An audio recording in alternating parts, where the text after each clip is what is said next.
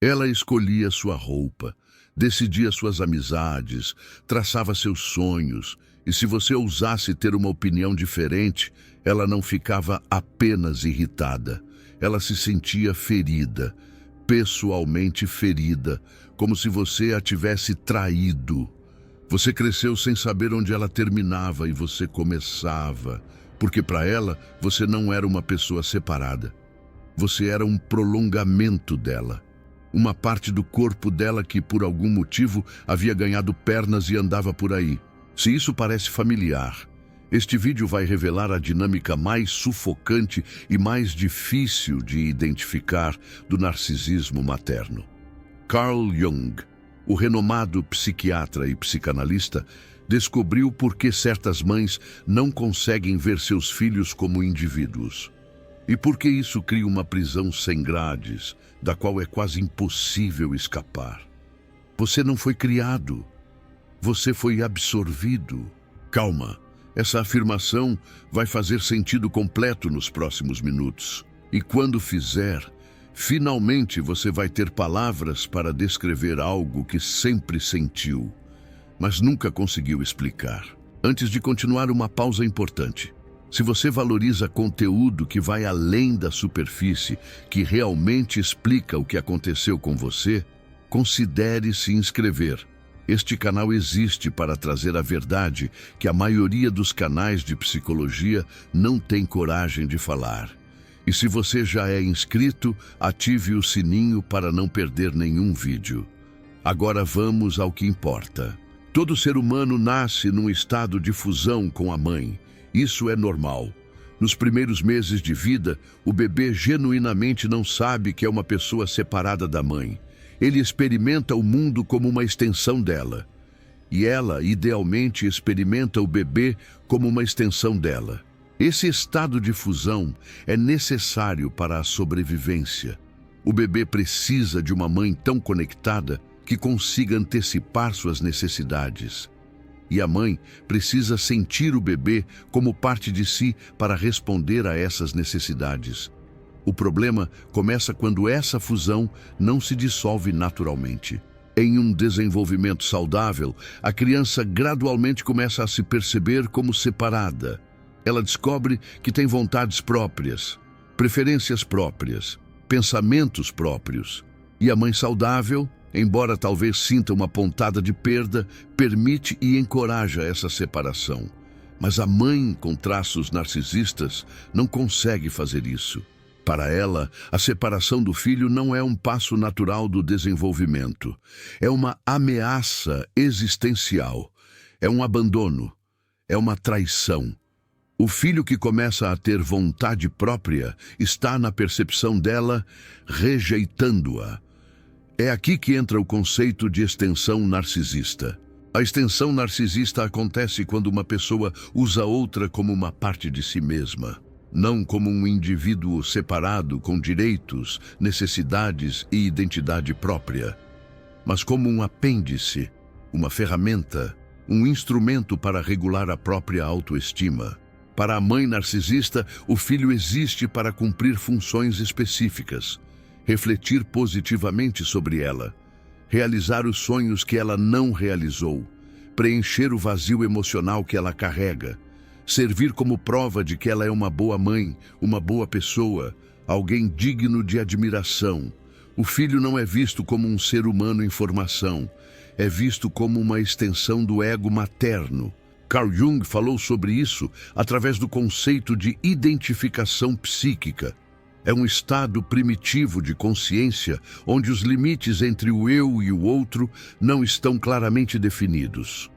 Em certo sentido, a mãe narcisista nunca desenvolveu plenamente a capacidade de perceber o filho como outro.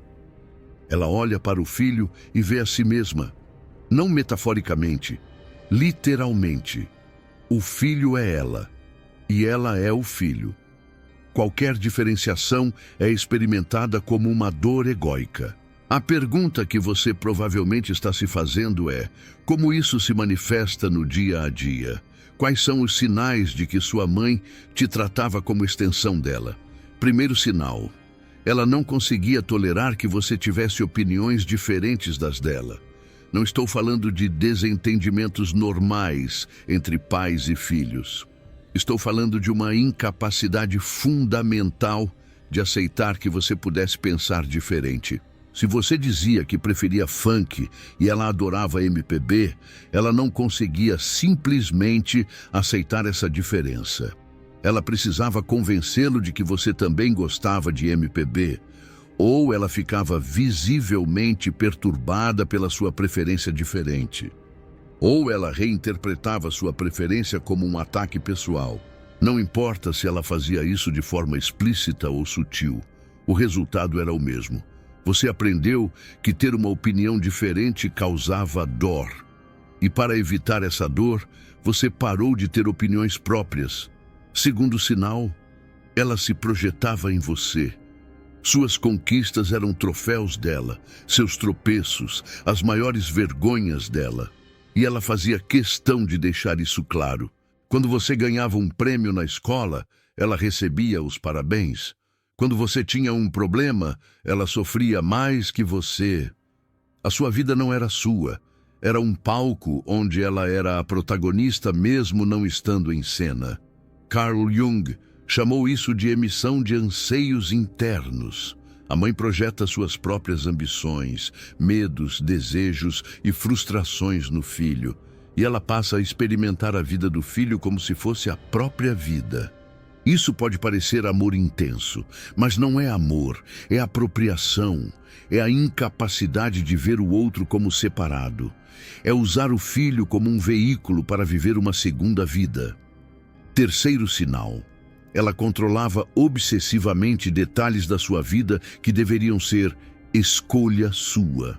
O que você vestia, o que você comia, com quem você brincava, o que você estudava, que profissão você deveria seguir, com quem você deveria namorar. E cada vez que você tentava fazer uma escolha independente, ela reagia como se você estivesse destruindo a vida dela. Esse controle obsessivo não vinha de preocupação genuína com sua felicidade. Vinha da necessidade narcisista de manter o controle sobre uma extensão de si mesma. Uma marionete não escolhe seus passos, o mestre decide. Ela era o mestre, você a marionete. Quarto sinal. Você sentia que não tinha permissão para existir separadamente. Isso é mais difícil de descrever, mas você provavelmente vai reconhecer a sensação, uma sensação constante de que sua existência como indivíduo era de alguma forma errada. Que ter seus próprios pensamentos, sentimentos, desejos era uma espécie de traição, que existir fora dela era perigoso. Muitas pessoas que foram tratadas como extensão narcisista descrevem uma sensação de vazio quando estão sozinhas, como se só existissem de verdade em relação a outra pessoa, porque foi exatamente isso que aprenderam, que sua existência só tinha validade enquanto extensão. Quinto sinal, ela não conseguia tolerar seu crescimento e independência. Cada marco de desenvolvimento era vivido por ela como uma perda. Quando você começou a andar, ela sentiu que estava te perdendo. Quando você foi para a escola, ela ficou devastada. Quando você fez amigos, ela se sentiu traída. Quando você quis namorar, ela ficou furiosa. Uma mãe saudável sente uma mistura natural de alegria e nostalgia quando o filho cresce. Ela celebra cada conquista, mesmo sentindo que o tempo passa rápido demais.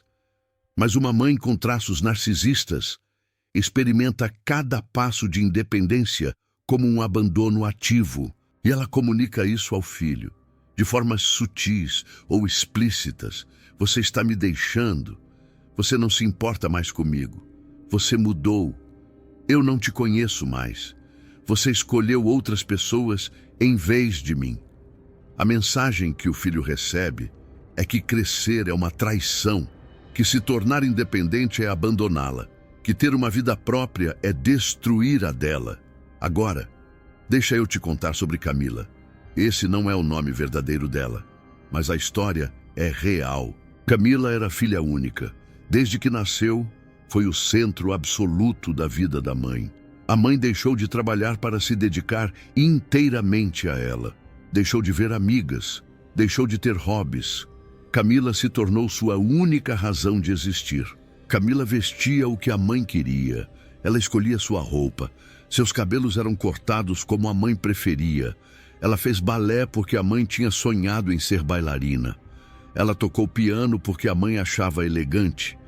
Decidia suas amizades. Traçava seus sonhos. Camila não tinha o que Carl Jung chamou de self. Ela tinha uma máscara, perfeitamente moldada aos desejos maternos. E o mais perturbador é que Camila parecia feliz. Ela era uma criança bem comportada, obediente, que nunca dava trabalho. As outras mães invejavam a mãe de Camila. Que filha perfeita, que criação exemplar. Mas por baixo dessa superfície perfeita, algo estava profundamente errado. E Camila não sabia quem ela era, não sabia do que gostava de verdade. Preferir funk e ela adorar MPB.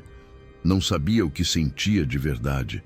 Ela só sabia ser o que a mãe queria que ela fosse.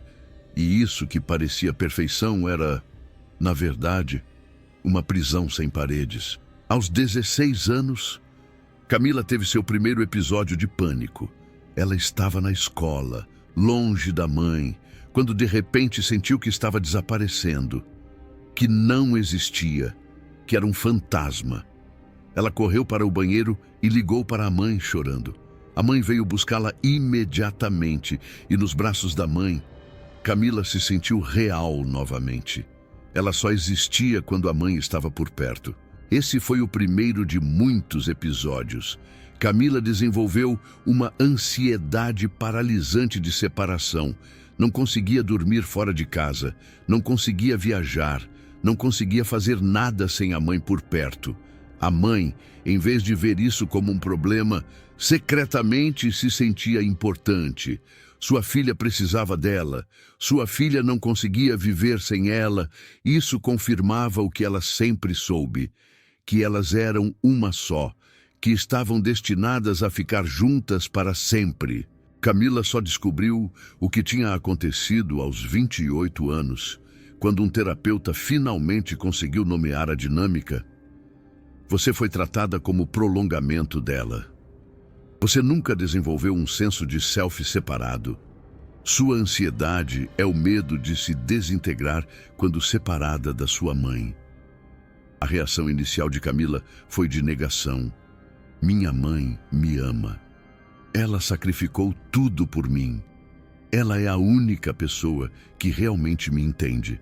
Levou meses de terapia para Camila começar a ver a realidade, que o que parecia amor era, na verdade, possessão, que o que parecia sacrifício era, na verdade, controle, que o que parecia conexão era, na verdade, fusão patológica. Agora, preciso explicar algo crucial. Por que algumas mães tratam seus filhos como prolongamento delas?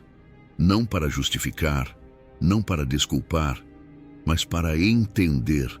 Mães com traços narcisistas geralmente tiveram seu próprio desenvolvimento emocional interrompido. Elas cresceram com dor egóica profundas, com um senso de self frágil, com uma necessidade constante de validação externa para se sentir reais. Quando essas mulheres têm filhos, elas veem na criança uma oportunidade, não consciente, mas inconsciente, uma oportunidade de finalmente preencher o vazio que carregam, de ter alguém que as ame incondicionalmente, de criar uma versão de si mesmas que seja perfeita. O filho não é visto como um ser humano com suas próprias necessidades. É visto como uma chance de segunda vida, uma oportunidade de corrigir tudo que deu errado na primeira. Carl Jung explicou que pessoas com dor egóica profundas frequentemente têm dificuldade de perceber o outro como separado.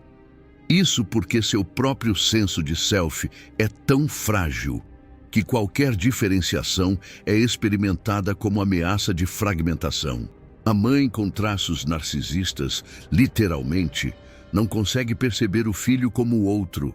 Ela olha para ele e vê a si mesma. E quando ele começa a mostrar que é diferente dela, ela experimenta isso como se uma parte de seu próprio corpo estivesse se rebelando contra ela. Isso explica a intensidade da reação quando o filho tenta se separar. Não é apenas raiva, é pânico, é terror de desintegração. Para a mãe com traços narcisistas, o filho se separando é como se ela estivesse perdendo um braço. É como se seu corpo estivesse se desfazendo. Uma marionete não escolhe seus passos, o mestre decide. Ela era o mestre, você, a marionete. Mas entender isso não significa aceitar. Entender a origem do comportamento não muda o dano que ele causa. E o dano de ser tratado como prolongamento dela é profundo e duradouro. Vamos falar sobre os efeitos. Primeiro efeito: dificuldade em saber quem você é. Se você passou a vida sendo prolongamento dela, é muito provável que você não tenha desenvolvido uma identidade própria. Você pode chegar à vida adulta sem saber do que gosta de verdade, sem saber o que quer de verdade, sem saber quem você é quando ninguém está olhando. Muitas pessoas que foram prolongamentos narcisistas descrevem uma sensação de vazio interior, como se houvesse um espaço onde deveria haver um self. Elas sabem ser o que os outros esperam, mas não sabem ser elas mesmas. Carl Jung falou sobre a diferença entre a persona e o self. A persona é a máscara social que usamos. O self é quem realmente somos. Pessoas que foram prolongamentos narcisistas frequentemente desenvolvem personas elaboradas, mas nunca acessam o self. Elas aprendem a performar identidade, mas não a vivê-la.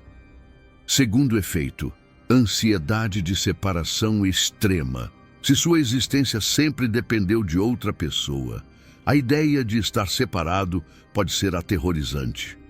Você pode sentir pânico quando está sozinho. Pode se agarrar a relacionamentos mesmo quando eles são danosos. Pode sentir que vai desaparecer se não tiver alguém por perto. Essa ansiedade não é fraqueza.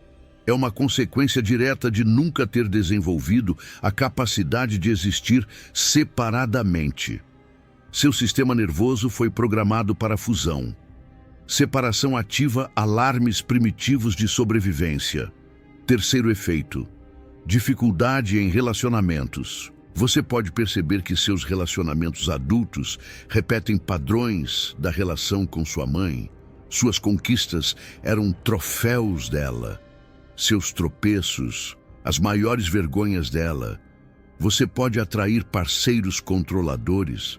Pode se sentir responsável pelos sentimentos dos outros. Pode se perder em relacionamentos, esquecendo quem você é.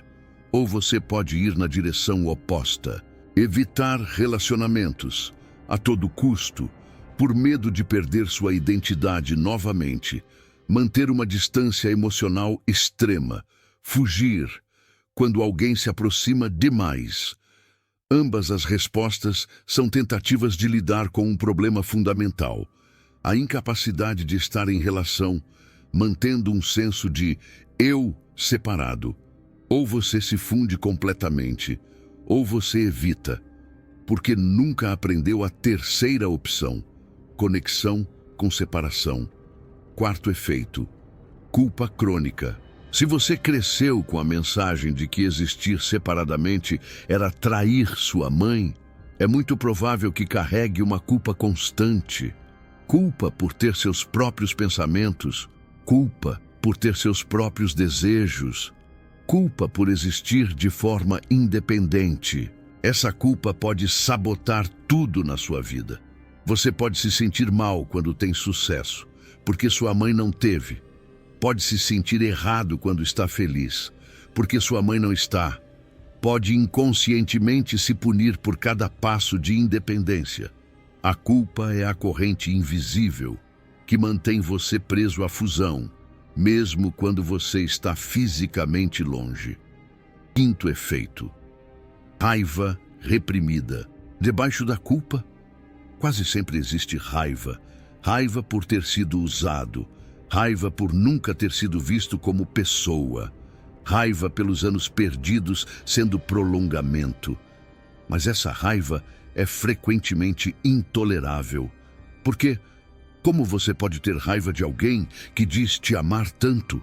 Como você pode ter raiva de alguém que sacrificou tudo por você? A raiva parece ingratidão, parece crueldade, parece prova de que você realmente é a pessoa horrível que você sempre temeu ser. Então, a raiva fica enterrada e se manifesta de outras formas: depressão, ansiedade, doenças físicas, explosões aparentemente desproporcionais diante de pequenas frustrações. Pausa importante aqui. Se esse conteúdo está fazendo sentido para você, se você está reconhecendo sua própria história nessas palavras, considere mostrar seu apoio através do Super Thanks. É o coração dourado que aparece logo abaixo do vídeo. Cada contribuição ajuda a manter esse trabalho de trazer verdades que a maioria dos canais não ousa explorar. Você não está apenas apoiando um canal. Você está ajudando a libertar outras pessoas que ainda estão presas, sendo prolongamentos de suas mães. Continuando. Agora vamos falar sobre cura.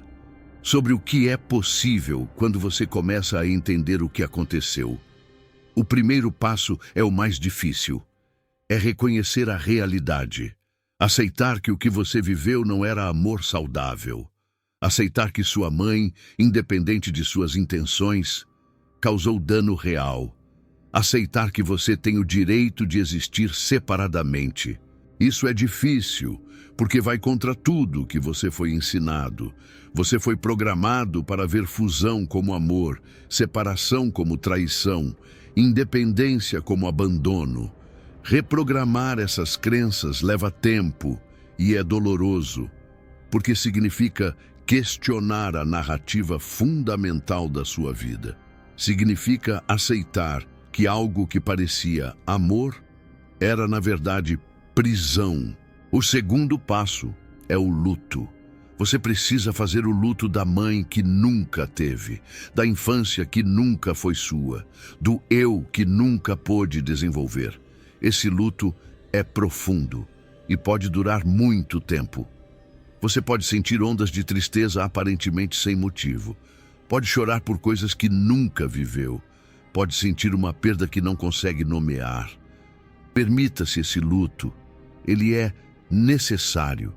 É a forma do seu psiquismo processar o que aconteceu. O terceiro passo é o que Carl Jung chamou de individuação, o processo de se tornar quem você realmente é. Para quem foi prolongamento narcisista, a individuação tem um significado especial, porque você não está apenas se tornando você mesmo. Você está descobrindo quem você é pela primeira vez. Isso significa experimentar, descobrir do que você gosta de verdade, do que não gosta, o que você pensa sobre as coisas, o que você sente sobre as coisas, sem a voz da sua mãe na sua cabeça, ditando as respostas.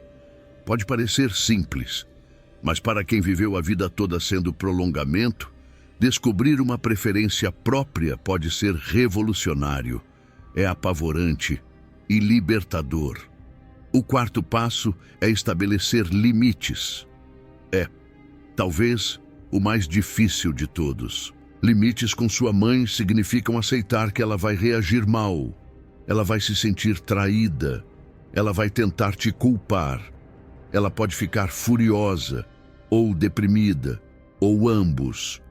E você vai sentir uma culpa avassaladora. Mas os limites são essenciais, porque sem eles, você nunca vai conseguir existir separadamente. Sem eles, você vai continuar sendo sugado de volta para a fusão. Toda vez que tentar se diferenciar, limites não significam necessariamente cortar relações. Eles podem significar simplesmente dizer não, quando antes você diria sim. Ter opiniões próprias, mesmo quando ela discorda, Fazer escolhas baseadas no que você quer, não no que ela espera. E cada vez que você mantém um limite, você está construindo algo. Você está construindo um eu, pedaço por pedaço, limite por limite. Você está se tornando uma pessoa separada. O quinto passo é desenvolver relações saudáveis. Relações onde você pode ser você mesmo e ainda assim estar conectado. Onde separação não significa abandono. Onde diferença não significa ameaça. Isso pode exigir ajuda profissional. Um terapeuta que entenda essa dinâmica pode ser fundamental, porque você vai precisar de um modelo de relação diferente, de alguém que te veja como separado e ainda assim te aceite, de alguém que celebre sua diferenciação, em vez de puni-la. Deixa eu te contar o que aconteceu com Camila. Camila ficou em terapia por 3 anos. Não foi fácil. Houve momentos em que ela quis desistir, momentos em que ela voltou para os braços da mãe, momentos em que a culpa parecia grande demais. Mas ela persistiu. E aos poucos, algo começou a mudar. Ela descobriu que gostava de cozinhar, algo que a mãe nunca tinha permitido. Ela descobriu que preferia roupas coloridas, não as cores neutras que a mãe escolhia. Ela descobriu que tinha opiniões políticas diferentes da mãe e que estava tudo bem. Cada pequena descoberta era uma conquista. Cada preferência própria era um pedaço de eu sendo construído. A relação com a mãe mudou. Não porque a mãe mudou, ela provavelmente nunca vai mudar, mas porque Camila mudou. Ela aprendeu a manter limites, a suportar a culpa, a existir como pessoa separada.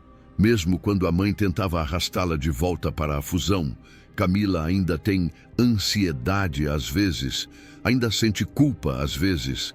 Essas feridas profundas deixam cicatrizes, mas ela não é mais um prolongamento. Ela é uma pessoa com um eu próprio, com uma vida própria. Essa é a promessa que eu quero deixar com você hoje. Não uma promessa de cura fácil ou rápida, mas uma promessa de que a separação é possível, que você pode se tornar uma pessoa inteira, que existe um você, além do prolongamento que sua mãe criou. O primeiro passo é o mais difícil, é simplesmente reconhecer. Eu fui tratado como prolongamento. Eu não tive permissão para ser uma pessoa separada. E isso não era amor, era prisão. A partir daí, cada passo fica um pouco menos pesado. Não porque a jornada seja fácil, mas porque você finalmente está caminhando em direção a você mesmo. Não em direção ao que sua mãe queria que você fosse. Você não é um prolongamento dela. Você nunca foi. Você era uma pessoa separada desde o primeiro momento. Uma pessoa com direito a existir, a ter opiniões próprias, a fazer escolhas individuais, a viver uma vida que é só sua. Sua mãe pode não ter conseguido ver isso, mas isso não muda a verdade. Você existe, você é real, você é separado e você tem todo o direito de viver como tal. Como diria Carl Jung, a individuação é um direito inalienável. Mas espera, antes de você ir, preciso te falar sobre algo que poucos mencionam: a dinâmica com irmãos. Se você tinha irmãos, provavelmente percebeu que a extensão narcisista não era dividida igualmente. Geralmente, um filho se torna a extensão principal, aquele que carrega o peso das projeções maternas, aquele que não tem permissão para existir separadamente. É como se, para ela, esse filho fosse uma parte indissociável do próprio ser. Os outros irmãos podem ter tido experiências diferentes. Alguns podem ter sido ignorados, porque não serviam aos propósitos narcisistas da mãe. Outros podem ter sido tratados como extensões secundárias. Outros ainda podem ter encontrado formas de escapar do radar, de se tornarem invisíveis. Isso pode criar dinâmicas complexas entre irmãos. O irmão que foi extensão pode sentir ressentimento do que foi ignorado, porque ao menos ele tinha liberdade. O irmão ignorado pode sentir ciúmes do que foi extensão, porque ao menos ele tinha atenção. É como se cada um visse apenas a parte que lhe falta. Ambos estão errados e ambos estão certos. Nenhuma dessas posições é saudável. Ser extensão e ser ignorado são duas formas diferentes de não ser visto como pessoa. Como diria Carl Jung, ambos os papéis representam uma sombra, uma parte não integrada da psique familiar. Outra coisa importante: o gênero frequentemente importa nessa dinâmica.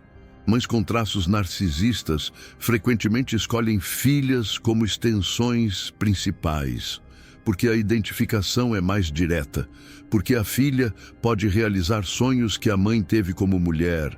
A mãe queria ser médica e força a filha a cursar medicina, porque a filha pode ser moldada mais facilmente no modelo que a mãe deseja. Ela escolhia sua roupa, decidia suas amizades, traçava seus sonhos. Isso não significa que filhos homens não sejam tratados como extensões. Eles podem ser, especialmente se representam algo que a mãe deseja. O filho pode ser a extensão de suas ambições profissionais, do marido ideal que ela nunca teve, do homem que ela gostaria de ser se pudesse. É como se o filho fosse um troféu, uma projeção de um ideal. Mas a dinâmica tende a ser diferente, e frequentemente é a filha que carrega o peso maior da fusão narcisista materna. A filha é vista como um prolongamento dela. Deixa eu falar também sobre algo que confunde muitas pessoas: a diferença entre mãe superprotetora e mãe com traços narcisistas que trata como extensão.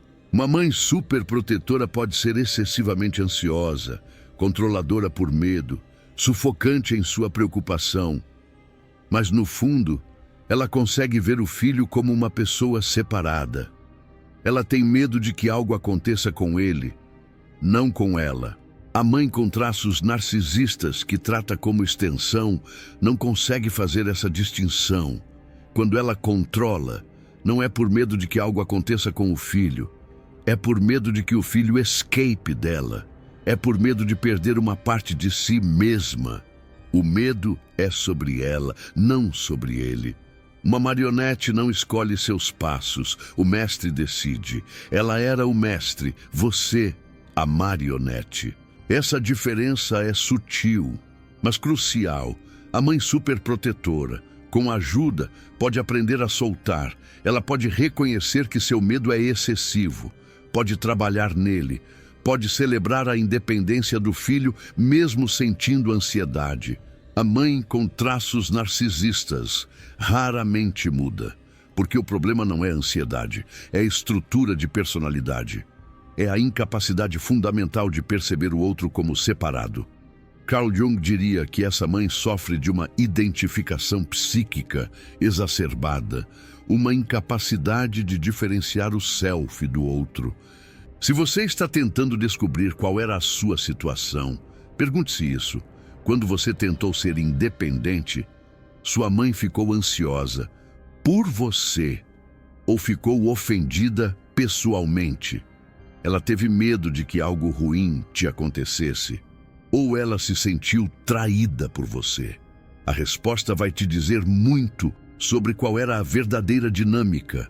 Uma última reflexão sobre o que significa realmente se libertar. Libertar-se de ser extensão não significa odiar sua mãe, não significa cortar relações necessariamente, não significa rejeitar tudo que ela te deu. Significa simplesmente isto: escolher ver a si mesmo como uma pessoa separada, com direito a existir, com direito a ser diferente, com direito a ter uma vida que é sua, não uma continuação da vida dela. Isso pode ser feito mantendo contato, pode ser feito visitando no Natal, pode ser feito sendo um bom filho. A separação é interna antes de ser externa. É sobre como você se percebe, não sobre quantas vezes você liga. Quando você sabe que é separado, o contato com sua mãe para de ser ameaçador. Você pode ouvi-la sem ser absorvido. Pode amá-la sem perder a si mesmo. Pode estar perto sem desaparecer. Essa é a verdadeira liberdade. Não a distância física, mas a capacidade de estar presente, mantendo sua integridade, de se conectar sem se fundir, de amar sem se perder. E essa liberdade é possível, por mais impossível que pareça agora. Por mais profundas que sejam as marcas da fusão, você pode se tornar inteiro, você pode se tornar separado, você pode se tornar você. Antes de encerrar, uma pergunta para você. Sua mãe te tratava como extensão dela. Você cresceu sem saber onde ela terminava e você começava? Comenta aqui embaixo. Eu quero saber a sua história. E se você tiver uma experiência para compartilhar, mesmo que breve, ela pode ajudar outra pessoa que ainda está tentando entender o que viveu. Se esse vídeo fez sentido para você, considere se inscrever. Toda semana trazemos conteúdo como este, explorando as verdades sobre família, infância e psicologia que a maioria prefere ignorar. Ative o sininho para não perder nenhum vídeo. E lembre-se, a fusão pode ter sido imposta por outros, mas a separação, essa é uma escolha sua. Uma escolha que você pode fazer todos os dias. Uma escolha que leva ao único lugar onde vale a pena chegar. Você mesmo. Até o próximo vídeo.